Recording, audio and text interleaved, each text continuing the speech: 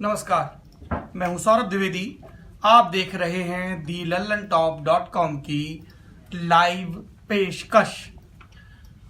28 फरवरी की सुबह TV screen पर एक बड़ी खबर नुमायां हो रही थी।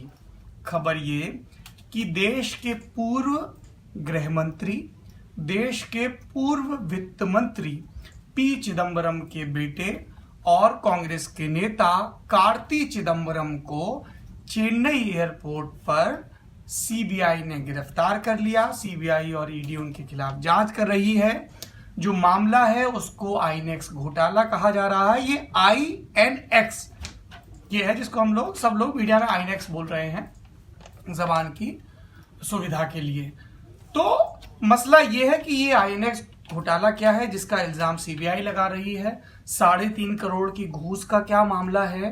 कार्ति चिदम्बरम ने बकौल सीबीआई किस तरह से अपने बाप के रसूख का इस्तेमाल किया।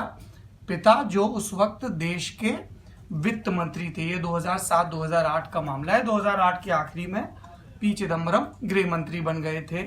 मुंबई पर हुए हमलों के बाद शिवराज पाटिल को हटा दिया गया था। तो इस पूरी बातचीत के जो मैं आपसे लाइव कर रहा हूं 2 हिस्से हैं। पहले हिस्से में मैं आपको पी चिदम्बरम की पॉलिटिक्स के बारे में बताऊंगा। एक ध्यान में आता है ना, इतने इल्जाम लग रहे हैं, ऐसा क्या है पी चिदम्बरम में कि उनको इतने रसूखदार पदों पर बिठाया जाता रहा, जबकि वो तो बहुत बड़े वोट कैचर भी नहीं है।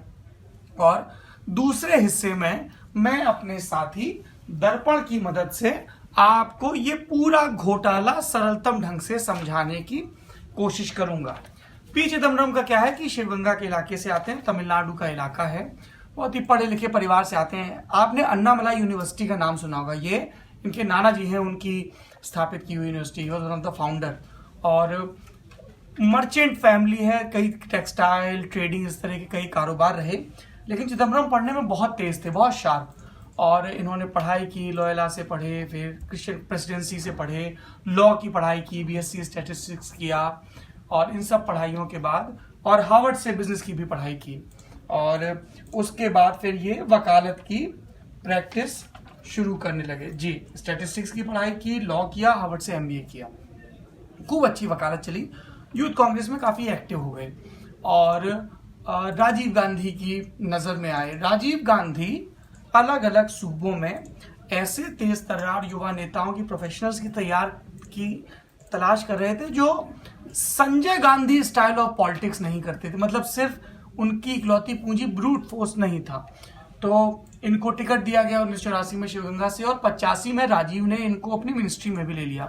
कहते हैं कि तब से लेके अब तक गांधी परिवार पी चिदम्बरम की जिस एक खूबी से सबसे ज्यादा प्रभावित रहता है वो है इनकी बारीक मामलों पे, चाहे वो आर्थिक मामले हो चाहे लीगल मामले, उन पर समझ, ड्राफ्टिंग, नोटिंग, अधिकारी भी चीज पर डटे रहते हैं, जिस पर हम आपको बताएंगे।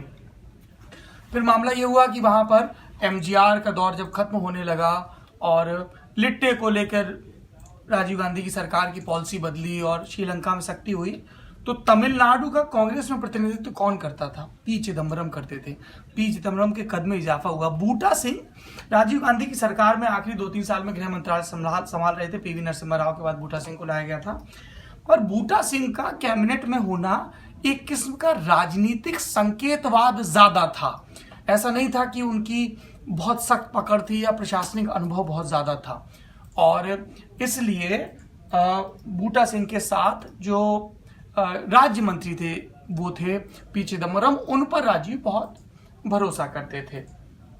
इनका करियर चलता रहा। 84 में जीते, फिर 89 में शिवगंगा जीते, 91 में जीते और पीवी नरसिम्हा राव की सरकार में मंत्री बन गए। लेकिन जल्दी दोनों में खटर पटर हो गई। कुछ टाइम, कई सालों के लिए मंत्रालय से बाहर रहे, फिर वापसी हुई। 96 में पीवी नरसिम्हा राव ने, जो प्रधानमंत्री भी थे और कांग्रेस के अध्यक्ष भी, उन्होंने तमिलनाडु में फैसला लिया कि ये एआईएडीएमके के साथ मिलके कांग्रेस चुनाव में उतरेगी। जो तमिलनाडु की कांग्रेस थी उसका ये मत था कि एआईडीएमके के साथ गठजोड़ नहीं करना चाहिए, डीएमके के साथ करना चाहिए। इस पर दो फाड़ हो गया और तमिलनाडु कांग्रेस के कई नेताओं ने मिलकर एक नई पार्टी बना ली जिसका नाम था टीएमसी, तमिल महिला कांग्रेस। इसके 2 बड़े नेता थे, जीके मूपनार और पी चिदम्बरम।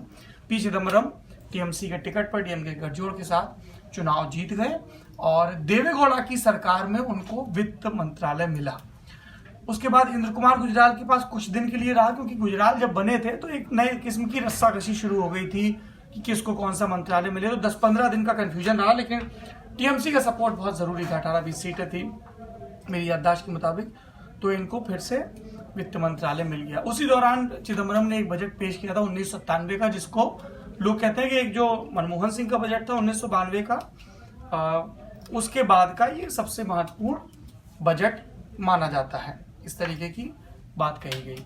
और फिर कांग्रेस फिर ये सत्ता चली गई, संयुक्त मोर्चा की सरकार, वाजपेयी की सरकार रही, यशवंत सिन्हा रहे वित्त मंत्री, फिर जसवंत सिंह आए, और 2004 में जब कांग्रेस आई तो फिर से ये वित्त मंत्री बनाया गया। इस बीच 1999 में एक बार चुनाव भी हार गए थे। यहाँ पर मेरे ख्याल से विनय सुल्तान ने शिवगंगा की कॉन्स्टिट्यूंसी का सारा डेटा भी निकाल के रखा था, और मैंने उसको यहाँ से भगा दिया, तो वो लगता है सारा डेटा बंद करके चला गया क्या है?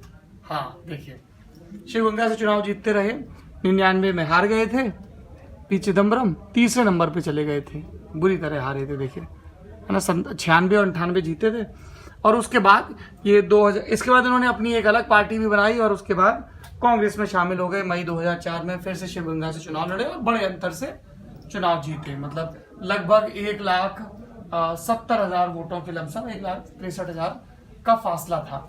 इसमें महत्वपूर्ण यह है कि 2009 का चुनाव, ऐसा इल्जाम लगता है कि पी चिदम्बरम लगभग चुनाव हार गए थे। ये देखिए शिवगंगा का 2009 का चुनाव, चिदम्बरम को मिले 3,33,695 वोट, और एडीएमके के राजा कनप्पन को मिले थे 3,30,844, 2800 वोटों के अंतर से जीते। कई इल्जाम लगे, कहा गया कि चूंकि कांग्रेस वापस सत्ता में आती नजर आ रही थी इसलिए मैनेज हो गया, इस तरीके के राजनीतिक इल्जाम लगे, कुछ साबित नहीं हो पाया, कोर्ट में भी मामला गया। अब दूसरी बात कि पी चिदम्बरम को इतनी अहमियत क्यों हासिल है, तो पढ़े लिखे हैं, टेक्नोक्रेट टाइप के हैं, और इसलिए राजीव गांधी इनको पसंद करते थे। मैंने ड्राफ्टिंग की काबिलियत का जिक्र किया।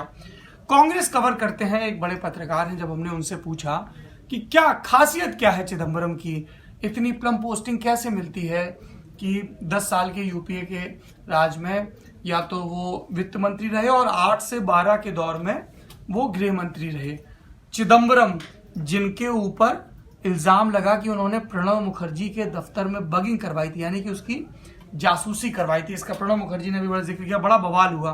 तो आप समझिए कि वो नेता जिसकी हैसियत इतनी ज्यादा है कि वो प्रणब मुखर्जी से टक्कर ले सके। चिदम्बरम जिनके ऊपर जनरल सिंह ने अप्रैल 2009 में जूता फेंका था, बाद में ये आम आदमी पार्टी में गए थे और विधायक बने थे।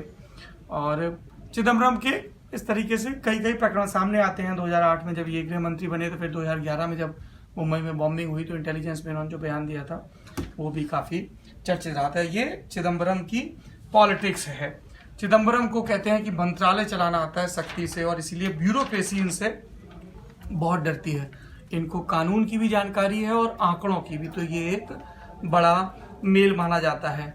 एक राजनीतिक पंडित ने बड़ी दिलचस्प टिप्पणी की कि पी चिदम्बरम इतना शार्प आदमी है कि अगर उसको हिंदी बोलना आता होता तो वो देश का प्रधानमंत्री होता। इस तरह कई बातें कही गई। ये भी कहा गया कि कांग्रेस में अलग अलग कोठरियां हैं, अहमद पटेल, मोतीलाल, जनार्दन जैसे कई नाम गिनाए गए, old guard, new guard. Chidambaram की सीधे मैडम तक पहुंच है, पकड़ है। उनका बस एक बॉस है, सोनिया गांधी। सोनिया गांधी की वो सब बात मानते हैं, उसके अलावा किसी को भी नहीं सैंकते हैं, और इसीलिए सर्वाइव है। एक भाई साहब ने बड़ा अच्छा उदाहरण देख समझाया, बोले अब कोई आदमी दबंग है, लड़ाका है, तो अच्छा है कि आपके पाले में रहे, लठैत आपकी तरफ रहे, तो आपके लिए अच्छा है। ये पूरी पॉलिटिक्स है। अब आती है बारी उनके बेटे कार्ति चिदम्बरम की। तो चिदम्बरम ने आगे भी अपने परिवार के रसूख को बढ़ाया और सुप्रीम कोर्ट के जस्टिस रहे थे। उनकी बेटी से उनकी शादी हुई और बेटा है कार्ति, टेक्सास में पढ़ा, कैम्ब्रिज से लॉ की पढ़ाई की। पॉलिटिकल एस्पिरेशंस भी थे। तो 2014 में कार्ति अपने पापा की सीट से चुनाव लड़े, शिवगंगा की ही सीट से चुनाव लड़े। चौथे नंबर पे रहे कार्ति पी चिदम्बरम, 1,04,000 वोट मिला। एआईडीएमके के पीआर सैन थी धन, देखिए कितने बड़े अंतर से चुनाव जीते। ठीक है, तो कार्ति चिदम्बरम के बारे में सारी बातें कही गई। फिर बात आई कि ईडी और सीबीआई का शिकंजा कस रहा है, और इसलिए उनको 28 फरवरी 2018 की सुबह गिरफ्तार किया गया। कहा गया कि जो आईएनएक्स घोटाला है उसमें कार्ति चिदम्बरम सबूत मिटाने की कोशिश कर रहे हैं। कैसे कि जो पैसे लिए गए उसका जो ट्रेल है, उसके जो सुराग हैं, उनको कैसे खत्म किया जाए। पैसे को एक कंपनी से दूसरी कंपनी, दूसरी कंपनी से तीसरी कंपनी, पता ही न चले कि पैसा कहाँ से आया और कहाँ गया। और जो उस पैसे से प्रॉपर्टीज वगैरह खरीदी गई उनको भी खुर्द-बुर्द करने की कोशिश की जा रही है। ये सारे सीबीआई के इल्जाम हैं, लेकिन चीज इतनी सरल नहीं, मतलब क्योंकि उन पर जो 3.5 करोड़ की रिश्वत का इल्जाम लग रहा है कि साहब एक कंपनी थी, उसका काम नहीं बन रहा था, फंसा हुआ था, जहां फंसा था वो जगह उसका सुपर बॉस पी चिदम्बरम थे वित्त मंत्री होने के नाते।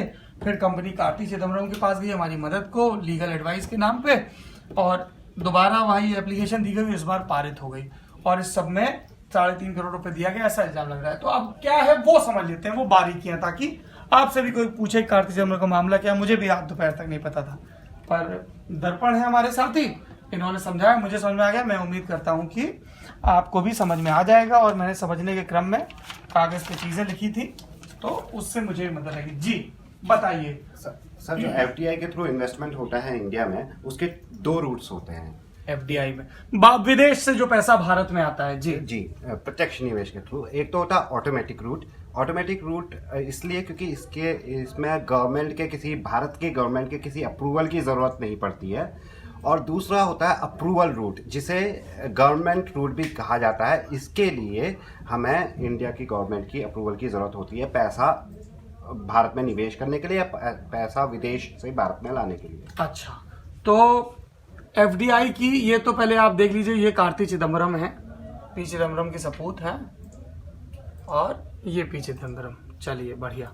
तो एफडीआई का जिक्र आप क्यों कर रहे हैं, कहाँ एफडीआई हुआ? जी, तो जब भी आप देखिए, जब आप पैसा लेके आते हैं विदेश से इंडिया में, तो आपको अप्रूवल जो चाहिए होते हैं, ये देखिए सर, जो आपको अप्रूवल चाहिए होता है वो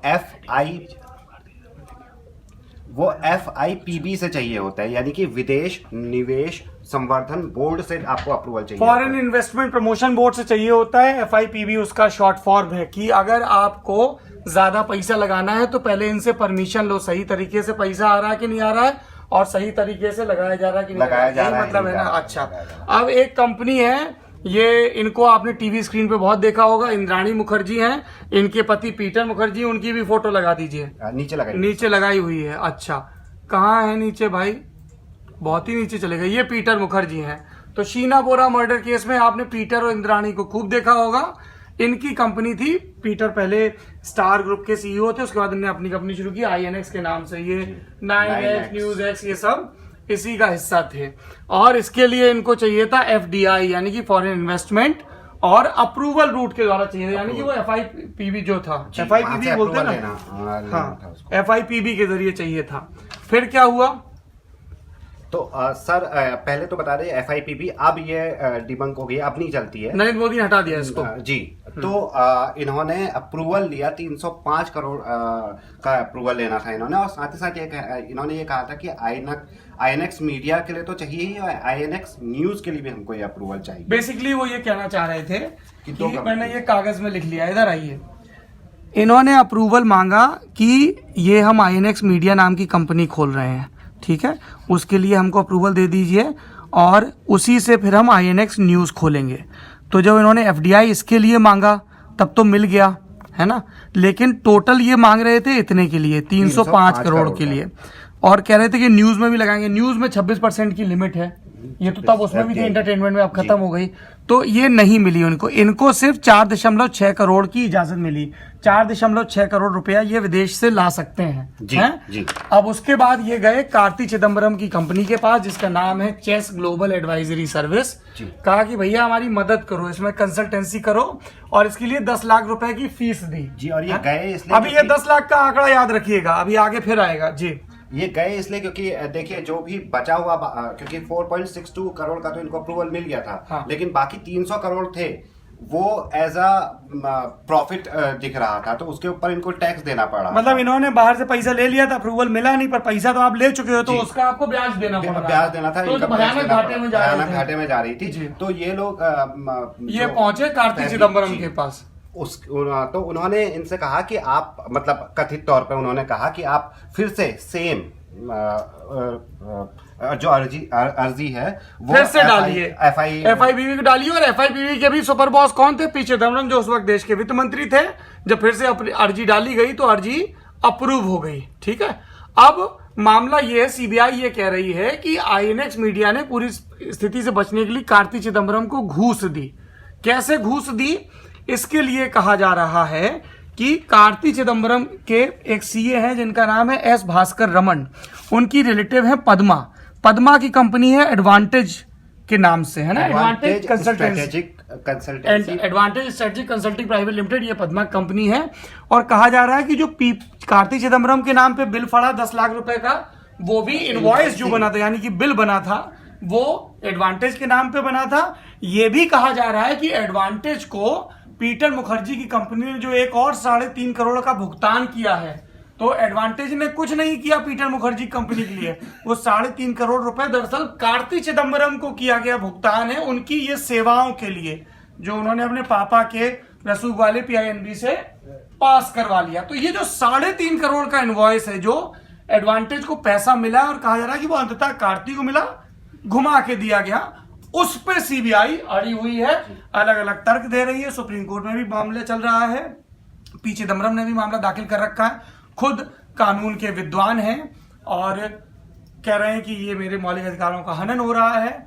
उधर सीबीआई का दावा है कि ये जो एडवांटेज है और ये सारी कंपनियां हैं, इनमें कार्ति चिदम्बरम की भी पार्टनरशिप है। यही मामला जी, 3.5 करोड़ रुपया जो और जगह भी दिया गया है, उसमें भी कार्तिक एक हित धारक है, उनकी पार्टनरशिप है। कार्तिक सॉरी। और जैसा होता है, इसको ठीक कर लीजिएगा, कार्तिक लिख दिया आपने। कार्ति ने आरोपों को आधारहीन और राजनीति से प्रेरित बताया। कई लोगों ने आश्चर्य जताया। हम लोग राजीव दुबे से बात कर रहे थे, आर्थिक मामलों के विशेषज्ञ, उन्होंने भी कहा कि पी चिदम्बरम जो अपनी ड्राफ्टिंग के लिए जाने जाते हैं, जो खुद वित्त मंत्रालय में इतने सालों से रहे, तो ये थोड़ा मुश्किल लग रहा है कि ऐसी कोई चीज होगी और उसकी होगी और उसके प्रूफ मिल जाए। वो इतना जानकार है कि इस तरीके की चीजें नहीं होनी चाहिए, लेकिन सीबीआई कह रही है। और मैं बार बार कहता हूं कि पॉलिटिक्स परसेप्शन का खेल है। एक चीज होती है आपने किया है कि नहीं किया, दूसरा होता है वो कोर्ट में साबित हो रहा है कि नहीं हो रहा है, तीसरी चीज, सबसे महत्वपूर्ण चीज, कि जनता क्या सोच रही है।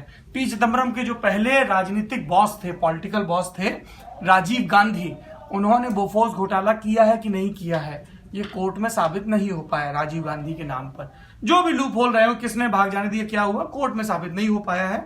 लेकिन एक पब्लिक परसेप्शन बन गया था कि राजीव गांधी ने बोफोर्स घोटाला किया है। इस तरीके के जो इल्जाम थे उनको मजबूती मिल गई थी और इसका खामियाजा उन्हें 1989 में उठाना पड़ा। और आज भी जब तक गांधी परिवार के नाम पे बोफोर्स घोटाले का जिक्र हो जाता है। अब पी चिदम्बरम मुश्किलों में है, कांग्रेस पर भी इल्जाम लग रहे हैं। और एक जो भ्रष्टाचार विरोधी मुहिम है, जिस पर पिछले दिनों नरेंद्र मोदी की सरकार घिर रही थी कि नीरव मोदी के मामले को लेकर कि ढिलाई क्यों हुई, वो कैसे भाग गया, और वियतनाम के कारोबारी का उदाहरण दिया जा रहा था कि वो पैसे लेके भागा तो और जर्मनी छिप गया, तो वियतनाम के पुलिस गई और उसको रातों रात वहां से किडनैप करके ले आई ताकि उसको कानून के फंदे के सामने खड़ा किया जा सके। तो जो नरेंद्र मोदी सरकार नीरव मोदी के मामले पर घिरती नजर आ रही थी, अब डिस्कोर्स चेंज हो गया है और कार्ति चिदम्बरम और उनके कथित घोटाले पर बात हो रही। सियासत है, एक दूसरे पे लगता रहता है, और ये अब सीबीआई के ऊपर है कि वो इस मामले को कोर्ट में कितने पुख्ता तरीके से रखती है। क्योंकि 2G मामले में भी यही हुआ, रुपयों का रेल ट्रेल दिख रहा था, आवागमन दिख रहा था, लेकिन नियत, मंसूबा और अंत तक इसको मुनाफा हुआ और क्या मुनाफे की गरज से नीति में तब्दील की गई थी, इसको कोर्ट में साबित नहीं किया सका है। और कोई बात जो हम जोड़ना चाहें इसमें? नहीं, सब बातें हो गई। 3 कंपनीज जो हैं उनके नाम लिए जा सकते जी, हैं बताइए। जिन्होंने इन्वेस्टमेंट किया है विदेश से। एक है DUNEAN इन्वेस्टमेंट, एक है न्यू सिल्क रूट और तीसरी है न्यू वर्मन प्राइवेट। ये वो जो मॉरिशस की कंपनियां हैं, हाँ, मॉरिशस में ये सब खूब होता है। उसके बारे में आप बता भी रहे थे कि हाँ, वहाँ शेल ऐसी। पर देखिए, ये दुनिया में हम आप देखिए भाई साहब, हमारे आपके जैसे लोग हैं और बहन जी भी, हम लोग कितना पैसा मेहनत से कमाते हैं, जरा सा वो कि हाँ यहाँ टैक्स बच जाए, यहाँ हम रिबेट मिल जाए, पालक भी खरीदेंगे तो 2 मिनट तक बहस करेंगे, सस्ती पड़ जाए। फिर ऐसे लोग भी होते हैं बदमाश लोग। कैसे लोग? ऐसे नहीं, ये तो अभी कोर्ट में साबित होगा। कई सारे बदमाश लोग नीरव मोदी जैसे ये और नाम सब- भी इसीलिए लिया था हाँ, मैंने क्योंकि जो- ये याद कभी नहीं रहेंगे ये और ये नाम कंपनियां याद ही unknown है। रहेंगी और ऐसी होती है कंपनियां जी, बन इसका जाती नाम हैं है। अलग अलग विदेशों में। टैक्स हेवन में पैसा एक कंपनी से दूसरी, दूसरी तीसरी, ऐसा आइस पाइस और धप्पी का खेल चलता है कि पता ही नहीं चलता है। जी बढ़िया है दर्पण जी, लेकिन अपन लोग ईमानदार बने रहेंगे। जी जी ये आम लोगों की ईमानदारी है जिससे ये देश मजबूती से चल रहा है। देश आगे बढ़े इसके लिए जरूरी है कि देश में कानून का राज हो और वो सब लोग जिन्होंने ये कानून तोड़ा है उनको सख्त से सख्त सजा मिले। आप देख रहे हैं thelandtop.com। अगर आपको ये फेसबुक लाइव पसंद आ रहा है तो इसको शेयर करिए, औरों को टैग करिए, मेंशन करिए, अपनी राय से अवगत करवाइए। कार्ति चिदम्बरम, पी चिदम्बरम, INX घोटाला, इस बारे में आपका क्या सोचना है? जो साथी YouTube पे ये वीडियो देख रहे हैं वो दिल एंड टॉक के चैनल को सब्सक्राइब करना ना भूलें ताकि जब भी इस तरह के वीडियोस हो आपको फौरन से खबर हो जाए। साथ ही बेल आइकन को भी प्रेस कर दें ताकि जब वीडियो अपलोड हो तो आपके पास तुरंत पहले टुनटुनी बजे और फिर आपकी स्क्रीन पे नोटिफिकेशन आ जाए कि लल्लन टॉप वालों का एक नया वीडियो आ गया है, एक नया न्यूज वीडियो आ गया है। बहुत शुक्रिया आपका दर्पण, आपने बहुत सरल ढंग से इसको पूरे को समझाया और मुझे राजीव दुबे ने भी समझाया, उनको भी शुक्रिया। उनका अलग से एक और वीडियो अपलोड हो रहा है। और रजत जी आपका भी शुक्रिया, आप अपनी गुलाबी कमीज में अच्छे दिख रहे हैं। आप चाहें तो मेरे कुर्ते की भी तारीफ कर सकते हैं। शुभ रात्रि, take good care of yourself. ऐसे बच्चन अमिताभ जैसा फील होता है जैसे KBC का लास्ट मिनट चल रहा हो। अपना ख्याल रखिए, बाय बाय।